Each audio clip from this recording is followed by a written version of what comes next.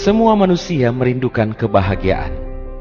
Namun sekarang ini, kebahagiaan nampaknya dirampas oleh COVID-19 yang kelihatannya perlahan-lahan memudarkan pengharapan kita akan kuasa Allah yang dapat menolong manusia dan menopang kehidupan manusia.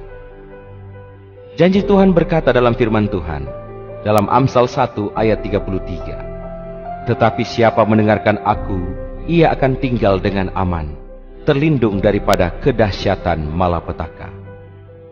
Gereja Masehi Advent Hari ke-7 daerah Misi Papua Barat rindu untuk membagikan berkat pengharapan di tengah situasi sulit saat ini.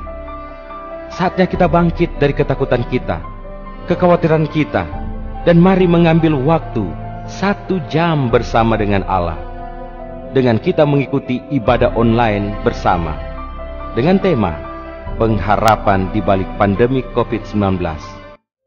Jangan lewatkan kesempatan ini. Tuhan Yesus memberkati. Shalom, selamat malam umat-umat Tuhan dimanapun Anda berada. Pada malam hari ini kembali kita berjumpa dalam pelayanan KKRNet daerah Misi Papua Barat pada malam yang kelima.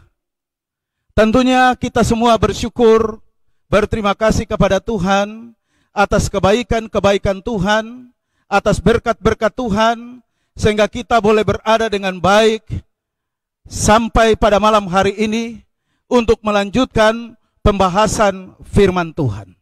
Saudara-saudara yang Yesus kasihi, saya percaya bahwa saudara-saudara sekalian telah diberkati oleh Tuhan melalui pembahasan kebenaran firman Tuhan yang telah dibawakan mulai dari malam pertama, malam yang kedua, malam yang ketiga, bahkan kemarin pada malam yang keempat. Malam ini kita ada pada malam yang kelima. Adapun judul bagi kita melalui pelajaran kita pada malam hari ini adalah mencuci tangan air pembersih. Sekali lagi, judul kita adalah mencuci tangan air pembersih. Saudaraku yang Yesus kasihi, pada masa mewabahnya COVID-19, mulai dari bulan Maret sampai saat ini, pemerintah melakukan upaya-upaya, mulai dari pemerintah pusat, pemerintah daerah, melalui LSM, banyak instruksi. Salah satu upaya pencegahan virus corona yang sering kali disepelekan adalah mencuci tangan.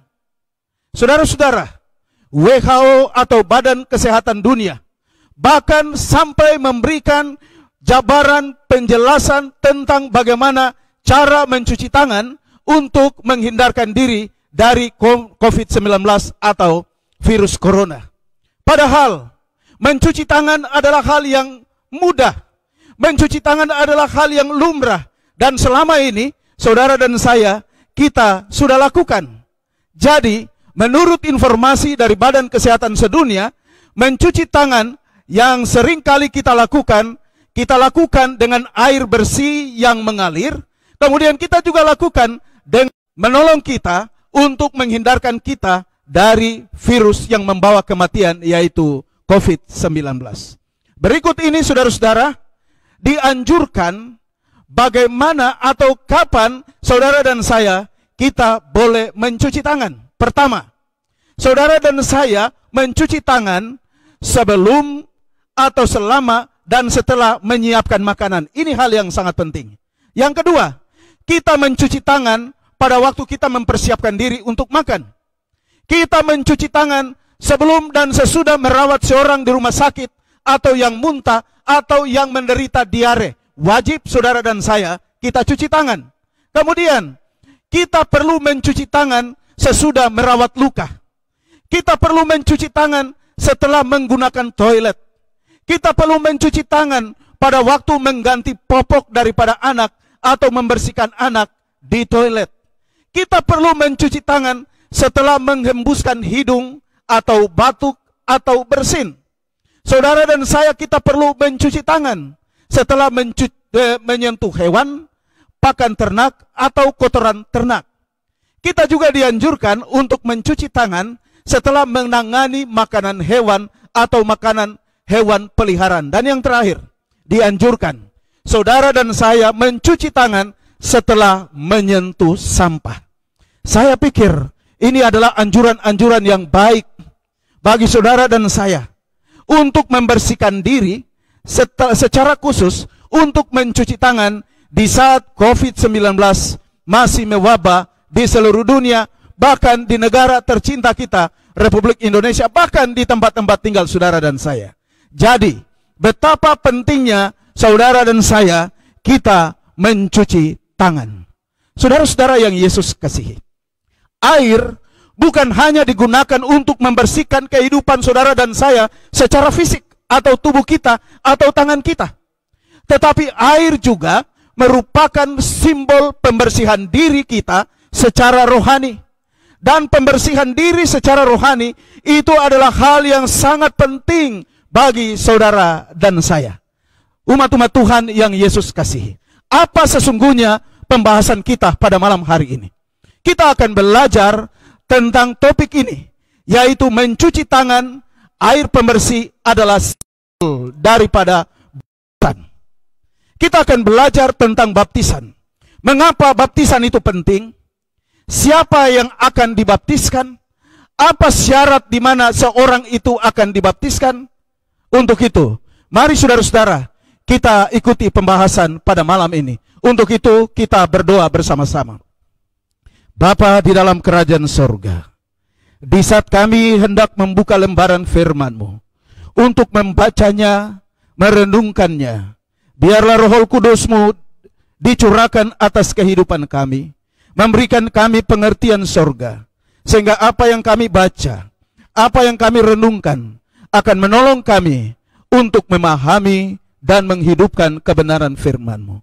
Memberkati hamba yang penuh dengan kekurangan ini, memberkati seluruh umat Tuhan yang menyaksikan acara ini. Biarlah kami semua diberkati lewat pemberitaan firman-Mu di dalam nama Tuhan. Dia tidak saja mengajar mereka, Yesus tidak hanya memberikan kata-kata kepada mereka, tapi Yesus meninggalkan teladan yang baik. Yesus meninggalkan contoh-contoh kehidupan kepada umat manusia secara khusus bagi murid-muridnya. Jika saudara dan saya, kita baca di dalam Injil Yohanes pasal yang ke-13 ayat yang ke-15. Yohanes pasal yang ke-13 ayat 15, firman Tuhan berkata, sebab aku telah memberikan suatu teladan kepada kamu, supaya kamu juga berbuat sama seperti yang telah kuperbuat kepadamu. Saudara-saudara, Yohanes 13 ayat yang ke-15, dengan jelas Yesus mengatakan bahwa dia telah meninggalkan teladan bagi saudara dan saya.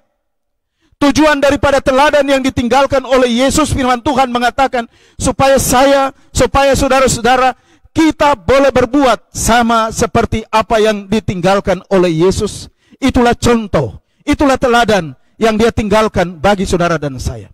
Lebih lanjut di dalam Mazmur 89 ayat 35. Sebuah ketegasan yang disampaikan oleh Yesus. Aku tidak akan melanggar perjanjianku, dan apa yang keluar dari bibirku tidak akan kuubah. Luar biasa saudara-saudara. Yesus mengatakan, setiap kata-katanya, setiap keteladanan yang ditinggalkannya, itu tidak akan dirubah. Dia tidak akan mengubahnya, tapi itu akan tetap berada di dalam firman Tuhan untuk menjadi contoh yang baik bagi saudara dan saya.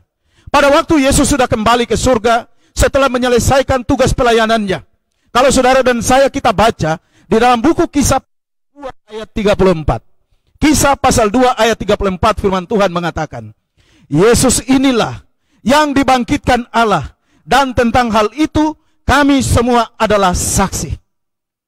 Dalam khotbah murid-murid atau rasul-rasul di kota Yerusalem, mereka menceritakan tentang semua hal yang dilakukan oleh Yesus Kristus.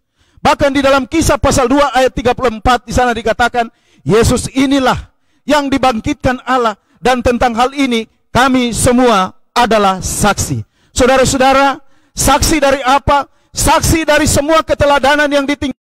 Kalau saudara dan saya kita baca di dalam Kisah pasal 2 ayat yang ke-37, firman Tuhan mengatakan, ketika mereka mendengarkan hal itu, hati mereka terharu.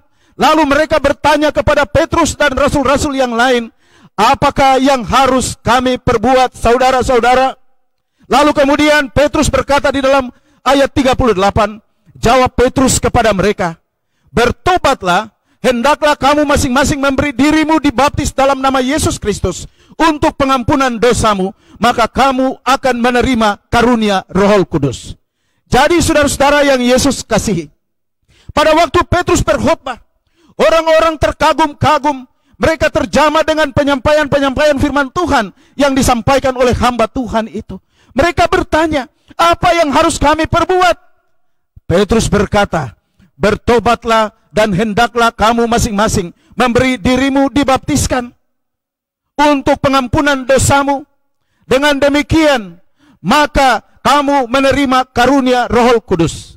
Baptisan itu penting untuk saudara dan saya. Kita dilengkapi dengan karunia Roh Kudus untuk mengadakan pelayanan, untuk mengalami kehidupan yang cocok dan sesuai dengan apa yang Tuhan kehendaki. Lebih lanjut, firman Tuhan di dalam Kisah pasal 2 ayat 41. Orang-orang yang menerima perkataannya itu memberi diri dibaptis, dan pada hari itu jumlah mereka bertambah kira-kira 3.000 jiwa. Ini hal yang sangat luar biasa. Pertobatan dari banyak orang terjadi ketika mereka mendengarkan para rasul menyampaikan pekabaran-pekabaran firman Tuhan. Dan 3.000 jiwa dibaptiskan hanya dalam satu hari, oleh karena mereka terjamah dengan pekabaran-pekabaran firman Tuhan yang disampaikan oleh hamba-hamba Tuhan, para rasul di kota Yerusalem. Untuk itu saudara-saudara, mungkin saja kita bertanya, kalau begitu, mengapa baptisan merupakan hal yang sangat penting dalam kehidupan manusia? Mengapa baptisan begitu penting bagi saya? Baptisan begitu penting bagi saudara-saudara sekalian. Saudara-saudara, pada malam hari ini kita memiliki 4 jawaban atau 4 alasan untuk menjawab pertanyaan di atas. Yang pertama, mengapa baptisan begitu penting bagi saudara dan saya? Baptisan merupakan penggenapan perintah daripada Yesus. Sekali lagi, baptisan merupakan penggenapan perintah daripada Yesus Kristus. Kalau saudara dan saya kita baca di dalam Matius 28 ayat 19. Karena itu, pergilah, jadikanlah semua bangsa muridku, dan baptislah mereka dalam nama Bapa dan Anak dan Roh Kudus. Saudara-saudara yang Yesus kasihi, perintah yang tampak di dalam Matius 28 ayat 19 terdiri dari 3 kata kerja. Pertama, yaitu pergi, jadikan, dan baptiskan. Kenapa baptisan penting bagi saudara dan saya atau bagi umat manusia? Oh, karena itu adalah perintah daripada Yesus Kristus. Kalau sebuah organisasi gereja kemudian melaksanakan upacara baptisan, itu bukan kemauan dari seorang hamba Tuhan. Itu bukan kemauan dari sebuah kedua. Mengapa baptisan itu penting? Kita dibaptis, saya dibaptis, saudara dibaptis, karena kita mengikuti contoh atau teladan daripada Yesus Kristus. Kalau saudara dan saya kita baca di dalam Matius pasal 3 ayat 13 sampai kepada ayat 17, firman Tuhan berkata, lalu datanglah Yesus dari Galilea ke Yordan kepada Yohanes untuk dibaptis olehnya. Ayat 16, sesudah dibaptis, Yesus segera keluar dari air, dan pada waktu itu juga langit terbuka, dan ia melihat Roh Allah seperti burung merpati turun ke atasnya. Ayat 17, lalu terdengarlah suara dari sorga berkata, inilah anakku yang kukasihi, kepadanya lah aku berkenan. Mengapa baptisan penting untuk saudara dan saya? Karena kita mengikuti teladan daripada Yesus Kristus. Saudara-saudara, Yesus dibaptis pada waktu itu bukan karena Yesus adalah seorang pendosa, bukan karena Yesus mau bertobat, tapi Yesus dibaptiskan karena Yesus memberikan contoh. Yesus memberikan teladan bagi saya dan bagi saudara dan saudari sekalian. Yang kedua, Yesus dibaptis adalah untuk memberikan kepenuhan kuasa, sehingga dia mau memulaikan pelayanannya di atas dunia ini. Mengapa baptisan penting? Jawaban kita yang kedua, karena kita mengikuti teladan daripada Yesus Kristus. Ketiga, mengapa baptisan penting? Baptisan merupakan penggenapan peraturan daripada Allah. Baptisan adalah penggenapan peraturan daripada Allah. Matius pasal 3 ayat yang ke-15, firman Tuhan berkata, lalu Yesus menjawab katanya kepadanya, biarlah hal itu terjadi, karena demikianlah sepatutnya kita menggenapkan seluruh kehendak Allah. Jadi, baptisan merupakan penggenapan peraturan ilahi atau penggenapan kehendak Allah. Itu artinya, saudara tidak perlu ragu untuk membuat keputusan kemudian Anda dibaptis, saya dibaptis, orang lain dibaptis. Karena kita dibaptis berarti kita sedang memenuhi kehendak Allah. Kalau itu tidak memenuhi kehendak Allah, untuk apa dicatat di dalam Alkitab ini? Saudara-saudara, poin yang ketiga, mengapa baptisan penting? Karena itu merupakan penggenapan peraturan daripada Allah. Yang keempat, mengapa baptisan itu penting? Baptisan merupakan jaminan keselamatan. Markus 16 ayat 16, siapa yang percaya dan dibaptis akan diselamatkan, tapi siapa yang tidak percaya akan dihukum. Saudara-saudara, jika saudara dan saya kita mempelajari Alkitab, tidak cukup saudara dan saya katakan saya percaya. Tidak cukup saudara katakan saya mau setia. Tetapi tindakan selanjutnya daripada sebuah kepercayaan adalah saya atau kita harus dibaptis. Mengapa?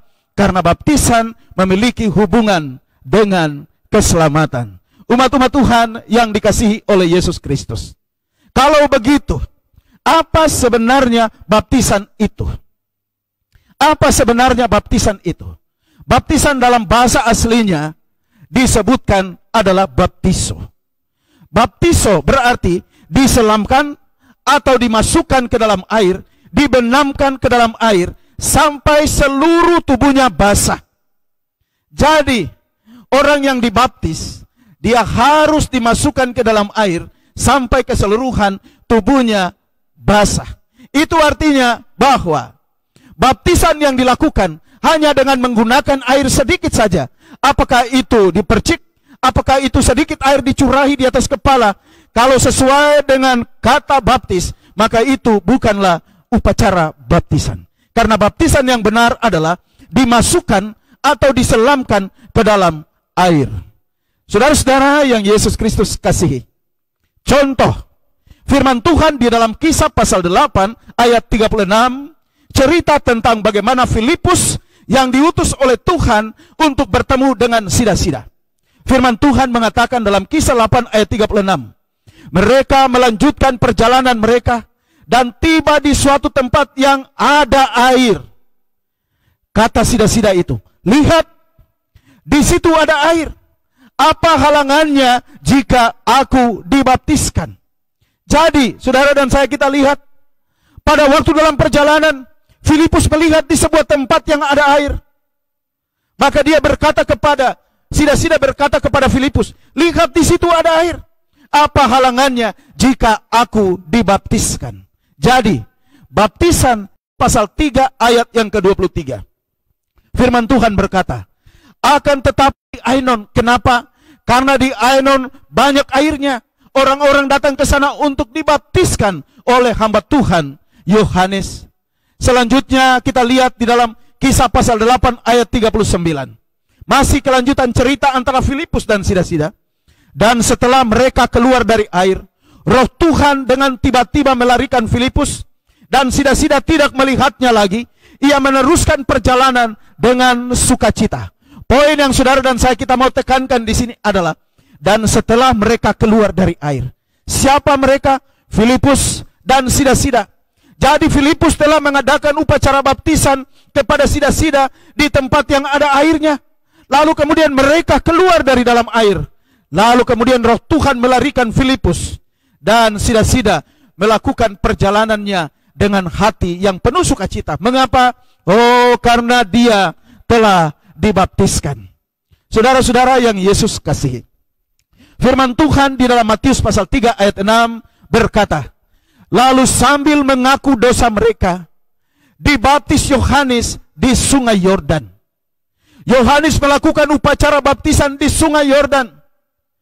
Melakukan upacara baptisan di sungai berarti banyak air, dan telah dilakukan oleh Yohanes kepada banyak orang. Jadi, saudara dan saya kita simpulkan bagian ini. Baptisan berarti ditenggelamkan, dibenamkan ke dalam air sampai seluruh tubuhnya basah. Maka itu adalah baptisan yang benar. Kalau begitu saudara-saudara, ada berapa bentuk baptisan di dunia ini? Atau ada berapa bentuk baptisan yang direkomendasikan oleh Tuhan di dalam firman-Nya? Firman Tuhan kalau saudara dan saya kita baca di dalam Efesus pasalnya yang keempat ayat yang kelima. Efesus 4 ayat yang kelima firman Tuhan berkata, satu Tuhan, satu iman, satu baptisan. Satu Tuhan, satu iman, satu baptiskan. Jika saudara dan saya kita percaya kepada Allah, percaya kepada Yesus Kristus, dan kalau saudara dan saya kita mengimaninya, maka baptisan atau contoh baptisan yang ditinggalkan oleh Yesus Kristus wajib dan patut saudara dan saya kita praktekkan di dalam kehidupan kita. Kita wajib untuk melaksanakan di dalam kehidupan kita. Kita tidak boleh melakukan cara-cara yang lain.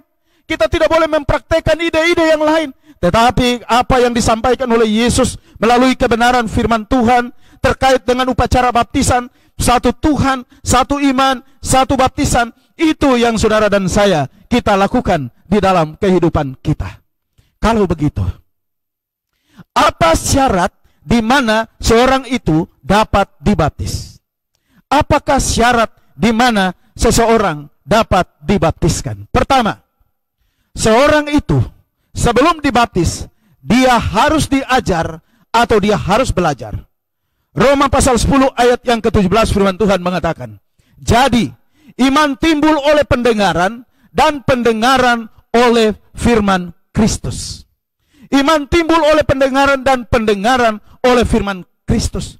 Bagaimana iman saya, iman saudara bisa tumbuh jika saudara dan saya tidak melalui proses belajar? Hampir satu minggu saudara dan saya kita mengikuti pembahasan firman Tuhan dari malam ke malam melalui KKRnet. Itu adalah sebuah proses belajar kita terhadap kebenaran firman Allah. Orang yang mau dibaptis dia harus belajar, dia harus dituntun sehingga dia boleh memahami kebenaran firman Tuhan. Syarat yang kedua agar seorang itu dapat dibaptis, yaitu harus ada pengertian yang sungguh-sungguh terhadap kebenaran firman Allah. Kisah pasal 8 ayat 30. Mengertikah Tuhan apa yang Tuhan baca? Ayat 31. Jawabnya, bagaimana aku dapat mengerti kalau tidak ada yang membimbing aku? Filipus bertanya kepada sida-sida, apakah Tuhan mengerti apa yang Tuhan baca? Respons daripada sida-sida, saya telah mengerti, saya tidak mengerti karena tidak ada yang menuntun saya. Itu artinya bahwa saudara dan saudari, selain kita belajar, tetapi kita harus memahami, kita harus mengerti kebenaran firman Tuhan, karena itu penting di dalam proses kepercayaan kita kepada Tuhan. Yang ketiga, apa syarat di mana seseorang itu dapat dibaptiskan? Yaitu percaya kepada Tuhan. Markus 16 ayat 16, siapa yang percaya dan dibaptis akan diselamatkan, tapi siapa yang tidak percaya akan dihukum. Butuh pengakuan saudara dan saya, butuh kepercayaan saudara dan saya terhadap setiap lembaran-lembaran suci firman Allah. Dan terkait dengan pelajaran kita pada malam hari ini, sebelum seorang itu dia dibaptiskan, maka dia perlu untuk belajar, dia perlu untuk mengerti, dan dia perlu untuk percaya. Kalau saudara tidak percaya, tidak perlu saudara dibaptiskan. Tapi kalau saudara percaya kepada kebenaran firman Allah, saudara layak untuk dibaptiskan. Yang keempat, mengapa penting saudara dan saya, atau apa syarat di mana kita boleh dibaptiskan? Seorang itu harus bertobat. Kisah pasal 2 ayat 38, jawab Petrus kepada mereka, bertobatlah dan hendaklah kamu masing-masing memberi diri dibaptis dalam nama Yesus Kristus untuk pengampunan dosamu, maka kamu akan menerima karunia Roh Kudus. Saudara-saudara, pertobatan itu hal yang sangat penting. Pertobatan artinya sebuah pembaharuan hidup. Kalau tadinya kita memiliki kebiasaan-kebiasaan buruk di masa yang lalu, kalau tadinya saudara dan saya belum memahami pekabaran firman Tuhan dengan benar, kita menghidupkan gaya hidup yang tidak sesuai dengan kehendak Allah atau firman Allah, pada waktu saudara bertobat, saudara buat keputusan untuk tidak hidup seperti gaya hidup yang lalu, tapi saudara berubah 180 derajat, kita akan berubah kepada arah yang lebih baik. Kita menyambut panggilan Tuhan, kita mau menghidupkan gaya hidup yang baru yang Tuhan berikan kepada saudara dan saya. Itu adalah pertobatan yang sungguh yang saudara dan saya kita buat dalam kehidupan kita masing-masing. Saudara-saudara yang Yesus kasihi. Jadi, langkah-langkah di mana atau syarat-syarat di mana seorang itu dapat dibaptis adalah: pertama, dia harus belajar, kemudian dia harus mengerti, dia harus percaya, dan yang keempat, harus bertobat di dalam kehidupannya. Kalau itu yang saudara dan saya kita jalani, maka saudara-saudara sekalian, kita layak untuk menerima baptisan yang kudus. Pertanyaan kita selanjutnya untuk kita renungkan: mengapa baptisan selam telah mengalami perubahan saat ini? Mengapa baptisan selam telah mengalami perubahan saat ini? Saudara-saudara yang Yesus kasihi, Tuhan tidak pernah berubah. Kebenaran firman Allah tidak pernah berubah, bahkan tidak akan pernah berubah. Firman Allah masih tetap sama dan tidak mengalami perubahan. Kalau kemudian upacara baptisan itu mengalami perubahan, maka yang merubah itu adalah manusia. Lembaga-lembaga manusia, organisasi-organisasi yang dipimpin oleh manusia. Manusia mengambil otoritas Allah terhadap keabsahan kebenaran firman Allah, mengatasnamakan Allah, mengesahkan pemberlakuan baptisan yang tidak sesuai dengan kebenaran firman Allah. Pertanyaan kita adalah, siapa yang menjadi Allah? Apakah saudara dan saya? Atau apakah manusia? Atau kita masih tetap percaya bahwa di surga ada Allah yang hidup, ada Yesus Kristus yang memberikan keteladanan dalam perjalanan kehidupan kita untuk mendasarkan iman saudara dan saya? Jadi, kalau baptisan mengalami perubahan, perubahan itu bukan rekomendasi Alkitab, tapi perubahan itu adalah buatan daripada kemauan manusia sendiri. Firman Tuhan di dalam Mazmur 89 ayat 35. Aku tidak akan melanggar perjanjianku, dan apa yang keluar dari bibirku tidak akan kuubah. Luar biasa. Saudara-saudara, Mazmur 89 ayat 35. Kita melihat ketetapan hati Tuhan, bahwa setiap firman, setiap penyampaian, setiap keteladanan, termasuk upacara baptisan melalui baptisan selam, tidak akan pernah mengalami perubahan. Kenapa? Karena Tuhan mengatakan Dia tidak akan pernah merubah semuanya. Itu artinya penting bagi saudara dan saya untuk mengikuti apa yang disampaikan oleh firman Tuhan. Kalau begitu, apakah dengan perubahan yang dilakukan oleh manusia dapat merubah kebenaran yang ditinggalkan oleh Yesus Kristus?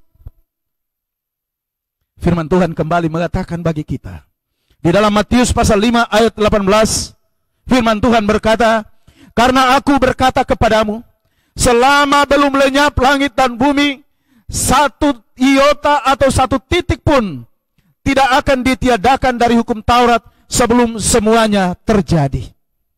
Jadi firman Tuhan mengatakan, apa yang disampaikan oleh Yesus Kristus, apa yang diteladankan oleh Yesus Kristus, tidak akan pernah mengalami perubahan sampai Yesus datang pada kali yang kedua. Kita akan hidup bersama-sama dengan Kristus di dalam kerajaan sorga. Saya mengajak umat-umat Tuhan, mari ketika kita belajar firman Tuhan, kita mengikuti dengan seksama. Kita tidak boleh spekulasi, kita tidak boleh memasukkan ide-ide kita untuk merubah apa yang disampaikan di dalam kebenaran firman Tuhan. Apakah dengan baptisan maka saya menjadi bagian dari satu gereja Kristus? Benar. Alkitab memiliki jawaban itu untuk saudara dan saya. Kisah pasal yang kedua ayat 47. Firman Tuhan mengatakan, dan tiap-tiap hari Tuhan menambah jumlah mereka dengan orang yang diselamatkan. Tiap-tiap hari Tuhan menambah jumlah mereka dengan orang yang diselamatkan. Pada waktu rasul-rasul berkhotbah di kota Yerusalem, pada waktu rasul-rasul mengadakan pelayanan-pelayanan, setiap saat ada penambahan jiwa baru, ada orang yang dibaptiskan, bersekutu dengan jemaat mula-mula, sehingga jumlah mereka jumlah mereka terus bertambah. Dengan demikian, menolong mereka untuk tetap setia kepada Tuhan dan mereka menghidupkan kebenaran-kebenaran firman Allah. Selanjutnya kalau saudara dan saya kita baca bersama-sama di dalam 1 Korintus pasal 12 ayat yang ke-13. Firman Tuhan di dalam 1 Korintus 12 ayat 13. Sebab di dalam satu roh kita semua, baik orang Yahudi maupun orang Yunani, baik budak maupun orang merdeka, telah dibaptis menjadi satu tubuh, dan kita semua diberi minum dari satu roh. Hamba Tuhan Rasul Paulus berkata dalam firman-Nya 1 Korintus 12 ayat 13, sebab dalam satu roh kita semua, orang Yahudi, orang Yunani, baik budak maupun orang merdeka, dibaptis menjadi satu tubuh. Tubuh yang mana? Satu tubuh Kristus, itulah gereja. Gereja yang menghidupkan kebenaran-kebenaran Allah. Gereja yang mau melakukan teladan-teladan yang ditinggalkan oleh Yesus Kristus. Saudara-saudara yang Yesus kasihi, firman Tuhan di dalam buku Kolose. Firman Tuhan di dalam buku Kolose pasal 1 ayat 18. Firman Tuhan berkata, ialah kepala tubuh yaitu jemaat. Ialah yang sulung, yang pertama bangkit dari antara orang mati, sehingga yang lebih utama dalam segala sesuatu. Saudara-saudara, orang yang bertobat, orang yang dibaptis, dia bersekutu dengan gereja. Kenapa? Gereja itu dilambangkan dengan Yesus sebagai kepala daripada tubuh itu. Orang-orang percaya mereka bersekutu di sana. Setelah mereka bertobat, setelah mereka dibaptis, mereka boleh bergabung ke dalam gereja. Gereja menghidupkan kebenaran-kebenaran firman Tuhan. Saudara-saudara yang Yesus kasihi, Yohanes pasalnya yang ketiga ayat yang kelima. Jawab Yesus, aku berkata kepadamu, sesungguhnya jika seorang tidak dilahirkan dari air dan roh, ia tidak dapat masuk ke dalam kerajaan Allah. Saudara lihat, baptisan sesuai dengan Yohanes pasal yang ketiga, itu adalah hal yang sangat penting. Saya mau baca kembali untuk saudara dan saya. Jawab Yesus, aku berkata kepadamu, jika seorang tidak dilahirkan dari air dan roh, ia tidak dapat masuk ke dalam kerajaan Allah. Seorang itu ketika dia belajar, dia bertobat, dia mau menerima Yesus, dia dibaptiskan. Baptisan merupakan tanda pertobatan, melayakkan dia untuk menerima urapan kuasa Roh Kudus yang akan menuntun dia untuk berjalan dalam setiap kebenaran yang telah dipelajari, dihidupkan dalam kehidupannya. Oh saudara-saudara yang Yesus kasihi, firman Tuhan di dalam Kisah pasalnya yang ke-22 ayat 16. Firman Tuhan di dalam Kisah pasal 2 ayat 16, bagian yang terakhir daripada pekabaran firman Tuhan pada malam hari ini. Firman Tuhan berkata, dan sekarang, mengapa engkau masih ragu-ragu? Bangunlah, berilah dirimu dibaptis, dan dosa-dosamu disucikan, sambil berseru kepada nama Tuhan. Saudara-saudara, pekabaran-pekabaran disampaikan di kota Yerusalem oleh rasul-rasul, membawa pertobatan, sehingga Petrus mengatakan kepada umat-umat Tuhan, bangunlah, serahkanlah dirimu dibaptis. Jangan ragu-ragu terhadap setiap taburan kebenaran firman Tuhan yang telah disampaikan. Oh umat-umat Tuhan, saya percaya sepanjang hampir 1 minggu ini, mulai dari malam pertama, malam kedua, malam ketiga, malam keempat kemarin, bahkan malam ini, kita telah diberkati lewat wejangan-wejangan kebenaran firman Tuhan yang menyegarkan hati kita, yang mengarahkan kita untuk hidup sesuai dengan kebenaran-kebenaran firman Allah. Sebelum saya mengakhiri pembahasan firman Tuhan pada malam hari ini, saya rindu untuk memastikan, saya rindu untuk mengundang kepada saudara-saudara sekalian, saudara pemirsa, dimanapun Anda berada, jika saudara telah mempelajari kebenaran firman Allah, jika saudara telah mengerti, jangan saudara dan saya, kita ragu untuk membuat keputusan. Sebab apa yang disampaikan melalui kebenaran firman Allah adalah datangnya dari Tuhan. Malam ini kita belajar bahwa baptisan yang benar adalah baptisan sesuai dengan teladan daripada Yesus Kristus. Untuk itu, jika ada di antara saudara dan saya yang telah dijamah oleh kuasa Roh Kudus dan mau untuk membuat keputusan yang benar, untuk mengikuti keteladanan daripada Yesus, untuk dibaptiskan dengan cara diselamkan ke dalam air. Kepada umat-umat Tuhan, kepada saudara sekalian yang berada di Kaimana, kepada saudara-saudara yang berada di Fakfak, saudara-saudara yang berada di Kabupaten Teluk Bintuni, saudara yang berada di Kabupaten Sorong Selatan, saudara yang ada di Maibrat, saudara yang ada di Kota Sorong, saudara yang ada di Kabupaten Sorong, saudara yang ada di Kabupaten Raja Ampat, saudara yang berada di Kabupaten Tambrau, saudara yang berada di Manokwari, saudara yang ada di Manokwari Selatan, bahkan umat-umat Tuhan, saudara sekalian yang ada di Kabupaten Teluk Bintuni, maksud kami di Teluk Wondama di Kabupaten Wasyor. Jika saudara mau membuat keputusan untuk menerima Yesus melalui baptisan yang kudus, buatlah keputusan saat ini. Jangan Anda ragu untuk buat keputusan. Kita semua tidak tahu kapan corona ini akan berakhir, tapi sesuai dengan nubuatan Alkitab di dalam Matius pasal 24, sesudah penyakit sampar akan ada kelaparan, akan ada bencana-bencana. Kalau ada kesempatan terbaik di mana kita buat keputusan untuk kemudian dibaptiskan, itulah keputusan malam hari ini. Biarlah saudara-saudara sekalian, mari kami mengajak Anda, buatlah keputusan untuk menerima Yesus Kristus sebagai juru selamat pribadi demi keselamatan saudara sekalian. Kiranya pekabaran firman Tuhan malam hari ini boleh menjadi berkat bagi saudara dan saya, akan menuntun kita untuk tetap setia sampai Yesus datang membawa kita pulang ke surga. Mari kita tunduk kepala dan kita berdoa. Oh Tuhan Bapa di surga, pada malam ini kami sangat bersyukur oleh karena Tuhan telah berbicara di hati kami, oleh karena pekabaran firman Tuhan telah disampaikan. Biarlah Roh Kudus menyempurnakan pekabaran firman-Mu malam ini. Biarlah meteraikan itu di dalam tanah hati yang diurapi oleh kuasa Roh Kudus. Biarlah boleh menuntun umat-umat-Mu dan kami semua untuk tidak ragu terhadap pemberitaan-pemberitaan kebenaran firman Tuhan yang telah disampaikan. Biarlah umat-umat-Mu tidak ragu untuk membuat keputusan. Kami percaya ada umat-umat Allah yang telah belajar, telah membuat keputusan untuk dibaptis. Tuhan, teguhkan keputusan mereka. Tuhan, tuntun kehidupan mereka. Biarlah mereka boleh mengalami pengalaman Yesus, dibaptiskan dengan cara yang Yesus buat. Dengan demikian, menuntun kami semua untuk pulang ke dalam kerajaan surga. Kiranya Tuhan memberkati semua umat-umat Tuhan yang sudah menyaksikan acara pada malam ini. Tuhan penuhi kebutuhan-kebutuhan hidup mereka. Tuhan memberkati perjalanan kehidupan mereka. Tuhan berkati mereka sepanjang malam hari ini. Karena kami berdoa hanya di dalam nama Yesus yang adalah Tuhan dan Juru Selamat kami. Amin.